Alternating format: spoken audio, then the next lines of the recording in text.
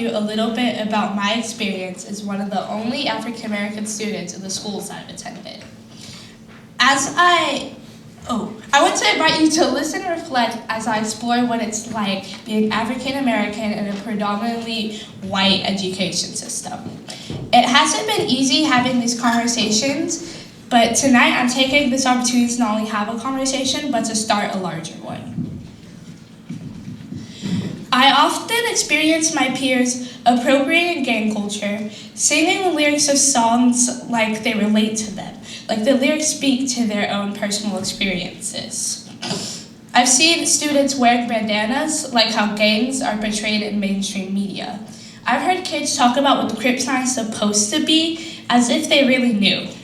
Since I was a young child, it's been clear to me that issues that have to do with race aren't taught or dealt with in adequate ways. This frustrates and disappoints me. I try to call out when I feel that someone's being racially or culturally insensitive, but they just tell me that I'm pulling the race card. The truth is, though, race actually applies in the comments and actions of others. Some people act that it's cool, fun, or entertaining to live in violence and poverty, when really they don't know the struggles of being colored in America and systemic factors that have helped develop this experience. Popular media, how people are socialized, a lack of resources, and insufficient learning standards are few factors to blame. I want to highlight that last one. Education about race in schools has not met my standards. I think this is evidenced by the fact that I'm being asked to be more sensitive when others saying insensitive things.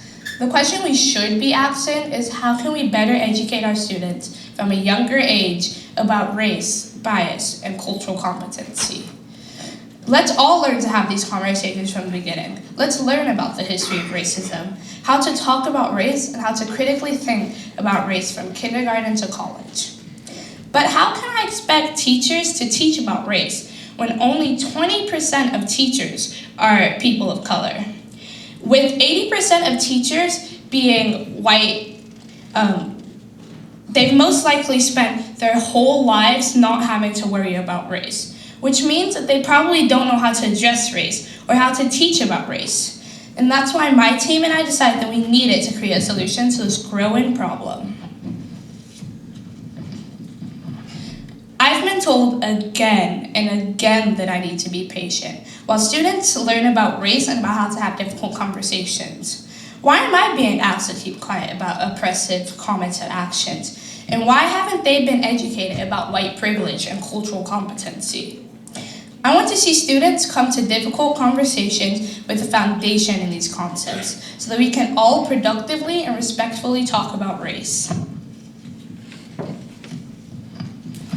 My ongoing experience in talking about race in schools has inspired two of my classmates and me to create a curriculum where students can become aware of the racial implications of their words and actions without turning around to criticize me or call me out for calling out their biased actions. We believe that early and frequent education about white privilege will positively impact all students of all races to be able to engage in these conversations and be able to recognize what they do and what impact they have on others. My goal is to help people who think that it's cool to appropriate gang culture to realize, hey, this is someone else's struggles, someone else's culture. Let's not mock or mirror it. I would like to be able to call out those actions without fear of defensiveness and without having to explain that I'm not being racist. I don't want to ever be criticized for pulling the race card. I don't want anyone to ever tell me that I'm wrong when I feel that something is racist, especially if they haven't shared my experience as an African American student. Instead, I want them to respond with a question to better understand, or with, oh, I'm sorry, I see how I was doing was insensitive. I also wanted to simply broaden what we as students learn in a typical history class. My teacher told me about a term called white fragility. White fragility is defined as a state in which even a minimum amount of racial stress becomes intolerable, triggering a range of defensive moves These moves include the outward display of emotions such as anger, fear, and guilt, and behaviors such as argumentation, silence, and leaving the stress-inducing situation. There's another phrase, white privilege. White privilege is a set of advantages and/or immunities that white people benefit from on a daily basis beyond those common to all others. White privilege can exist without white people's conscious knowledge of its presence, and it helps to maintain a racial hierarchy in this country. This upsets me, that some groups of people discriminated against other races and even themselves, whether knowingly or not, but are still fragile when it comes to talking about it.